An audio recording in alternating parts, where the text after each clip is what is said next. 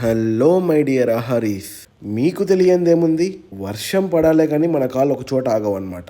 అప్పటికప్పుడు మైండ్లో ఏది గుర్తొస్తే ఆ రెస్టారెంట్కి వెళ్ళిపోవాలన్నమాట. అసలే రెస్టారెంట్కి వెళ్ళే కారణాలు ఎత్తుక్కుండే బతుకున్నది. అదే రోజు మార్నింగ్ ఈ హైరా కిచెన్ అనే చూసా.